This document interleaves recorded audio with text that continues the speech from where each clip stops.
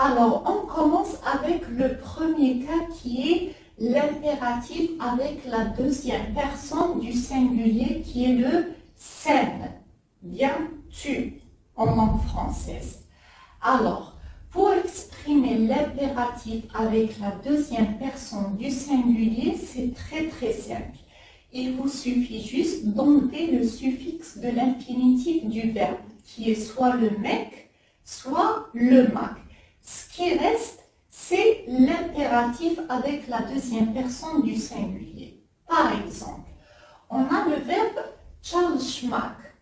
On sait que le suffixe de l'infinitif est le mak. Alors ici, on va enlever le suffixe de l'infinitif qui est le mak.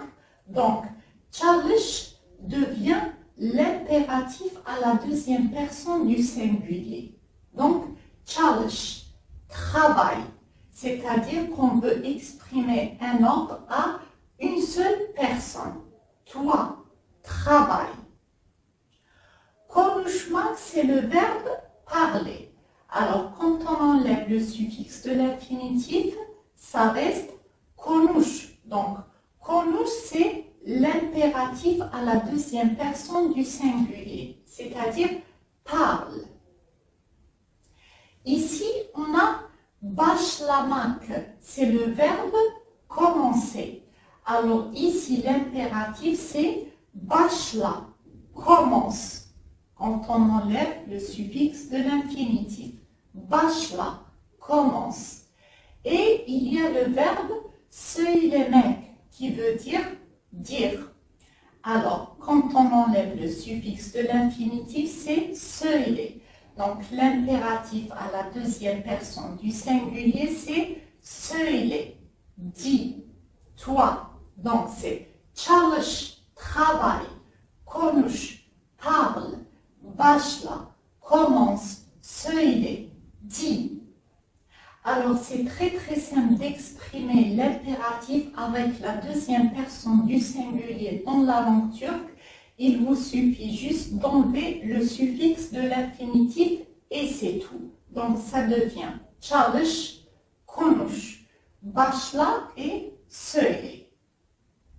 On passe maintenant à notre deuxième cas qui est exprimer l'impératif avec la deuxième personne du pluriel qui est le siz, c'est-à-dire vous en français.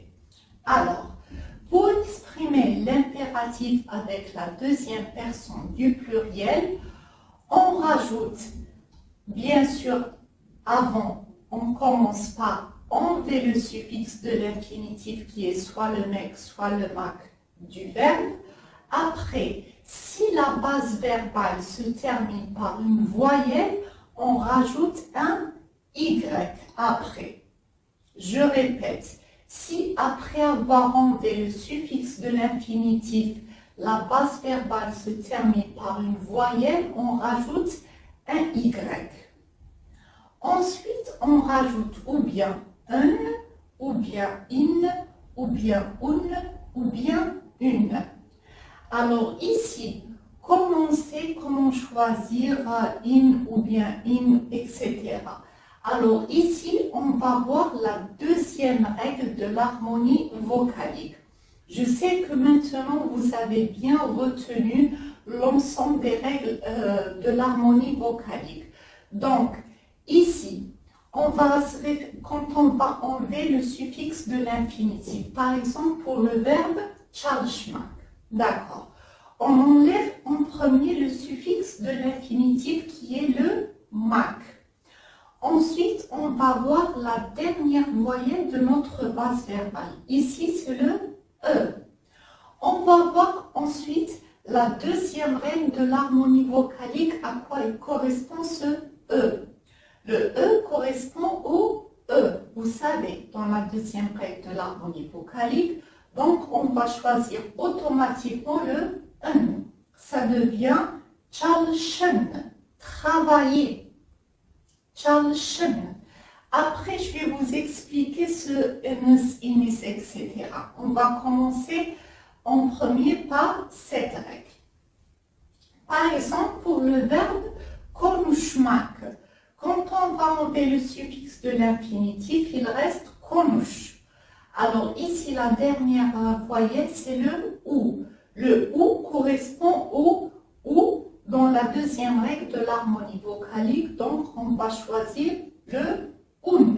Donc, ça devient konuşun, parler. Alors ici, vous exprimez un ordre à la deuxième personne du pluriel, c'est siz. Ou bien on peut dire que vous pouvez utiliser ce deuxième cas, par exemple, pour exprimer un ordre à une personne que vous voyez, par exemple. Vous pouvez l'utiliser aussi. Mais c'est la deuxième personne du pluriel, c'est siz.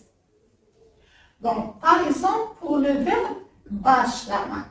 Alors ici, quand on enlève le suffixe de l'infinitif, notre base verbale va se terminer par une voyelle, comme vous le voyez. Alors ici, on va rajouter après le A le Y. Et ici, notre dernière voyelle, c'est le A. Le A correspond au E dans la deuxième règle de l'harmonie vocalique. Donc, on va choisir le N. Donc, ça devient başlayın, commencer, başlayın. Comparaison pour le verbe söylemek. La base verbale se termine par le E, qui est une voyelle, donc on va rajouter après le Y. Et ici, la dernière voyelle, c'est le E. Le E correspond au I dans la deuxième règle de l'harmonie vocalique, donc on va choisir le IN. Ça devient söyleyin. Donc, je recommence. Çalışmak, c'est çalışın. Travailler. Konuşmak, c'est konuşun. Parler. Başlamak, c'est başlayın. Et söylemek, c'est söyleyin. Alors ici, comme vous le voyez, je vous ai mis un autre petit cas dans la deuxième personne du pluriel qui est le siz. Alors ici, dans notre cas, on rajoute toujours un Y si notre base verbale se termine par une voyelle et on rajoute ou bien le enus, inis, unus ou bien le unus. Alors, quand est-ce qu'on utilise juste çalışın, quand est-ce qu'on utilise çalışınız? Alors, ici, on utilise par exemple, vous pouvez voir les gens exprimer par exemple çalışınız, par exemple, le plus souvent dehors, par exemple dans les pancartes, dans les métros, etc. C'est une... on peut dire c'est plus une forme de politesse quand on demande un ordre. C'est ça que je peux vous expliquer un petit peu la différence entre les deux. Aussi ça, c'est aussi une forme de politesse, mais ici c'est plus une forme de politesse, c'est-à-dire il utilise plus dehors, par exemple dans les métros, par exemple quand ils disent dans les pancartes attendez. Par exemple, ils disent bekleyiniz. Ils disent pas bekleyin, mais bien bekleyiniz. C'est ça, ils utilisent plutôt dans les pancartes, dans les métros, par exemple, asseyez-vous. Ils l'utilisent avec le enus ou bien inis ou bien unus. C'est ça la différence entre les deux. Donc ici, on peut l'utiliser bien sûr, mais le is, us, par exemple is, on l'utilise plus pour une forme de politesse, pour demander un ordre à quelqu'un, par exemple, que vous ne connaissez pas, par exemple, si vous demandez un ordre à une personne qui est plutôt âgée, vous pouvez, par exemple, utiliser ces terminaisons, c'est plus une forme de politesse.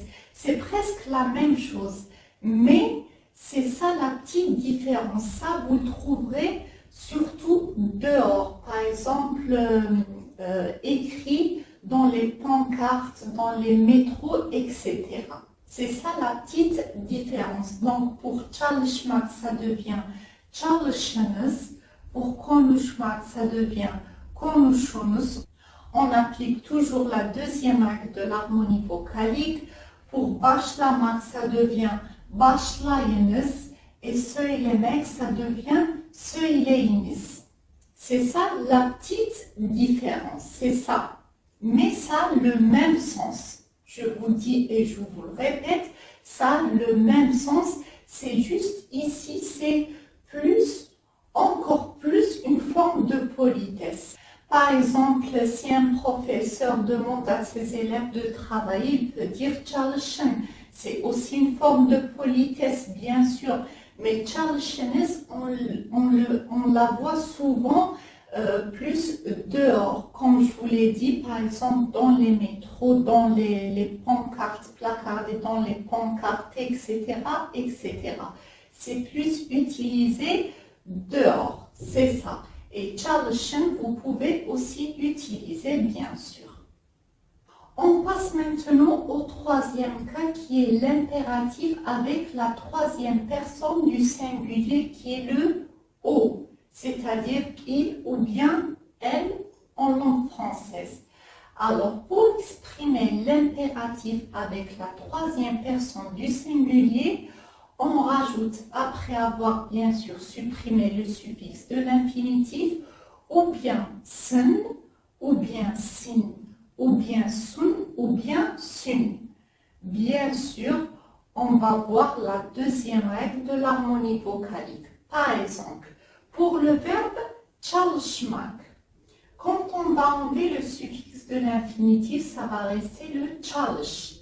Ici, la dernière voyelle, c'est le E. Le E correspond au E à la deuxième règle de l'harmonie vocalique, donc on va choisir le sın. Ça devient çalışsın. Mais quand on va voir la traduction en langue française, ça devient qu'il travaille. Je répète, çalışsın, c'est qu'il travaille.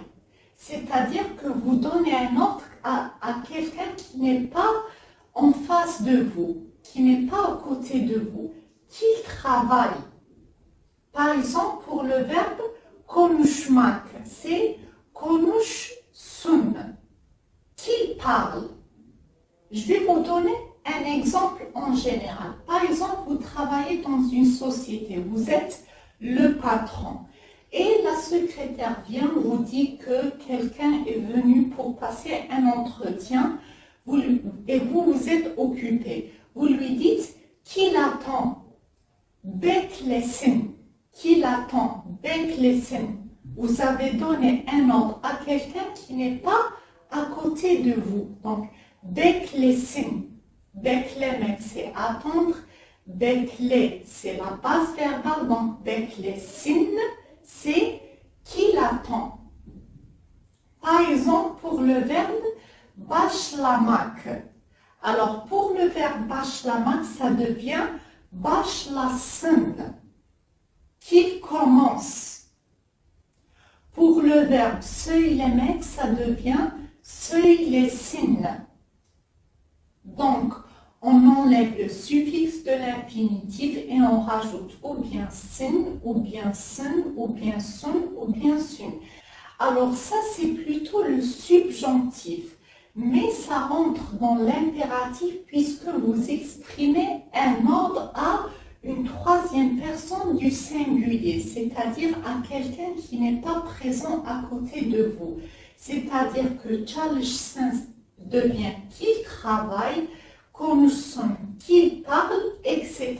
Başlamak, başlasın et söylemek, söylesin. Et notre quatrième et dernier cas, c'est la troisième personne du pluriel, c'est-à-dire on l'a, il, elle, avec S, c'est-à-dire au pluriel.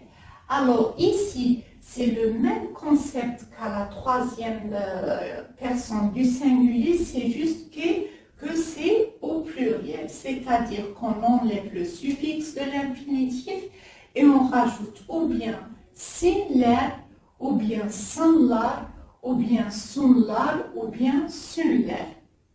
C'est tout. Par exemple, çalışmak devient çalışsınlar. Qu'il travaille, c'est-à-dire qu'il travaille devient la terminaison de travail devient ENT, c'est-à-dire au pluriel. Qu'il travaille, qu'il parle, la terminaison devient ENT en français, c'est-à-dire au pluriel, etc. C'est le même concept qu'ici, c'est juste qu'ici c'est au pluriel, c'est tout. Çalışmak, çalışsınlar, qu'ils travaillent. Konuşsunlar, c'est qu'ils parlent. Başlamak, başlasınlar, qu'ils commencent. Söylemek, söylesinler, etc. Donc c'est le même concept qu'à la troisième personne du singulier, c'est juste qu'ici c'est au pluriel. C'est-à-dire que vous ajoutez ou bien l'air ou bien la. C'est tout. Alors, on revoit le cours depuis le début. On peut dire qu'il y a en gros 4 cas. Alors, le premier cas, c'est quand on exprime l'impératif avec la deuxième personne du singulier qui est le sen. Alors, ici, c'est très simple. Il vous suffit juste d'enlever le suffixe de l'infinitif et c'est tout. Par exemple, çalışmak devient çalış, konuşmak devient konuş, etc. Pour le deuxième cas, qui est la deuxième personne du pluriel, qui est le siz, vous, alors, après avoir enlevé le suffixe de l'infinitif, si notre base verbale se termine par une voyelle, on rajoute un y, et après on rajoute ou bien un, ou bien in, ou bien un, ou bien une, ou bien on rajoute unus, inis, unus ou bien unus. Pour ce qui est, cette petite règle est plutôt appliquée, comme je vous l'ai dit, dehors, dans les pancartes, etc., etc. Je vous ai bien expliqué ça dans le cours. Donc, çalışmak, ça devient çalışın ou bien çalışınız. Konuşun, c'est konuşunuz. Başlamak, başlayın ou bien başlayınız. Söylemek, c'est söyleyin ou bien söyleyiniz. Et pour ce qui est du troisième cas, c'est-à-dire la troisième personne du singulier qui est le O, après avoir enlevé le suffixe de l'infinitif, on rajoute ou bien sin, ou bien sun, ou bien sun, ou bien sun.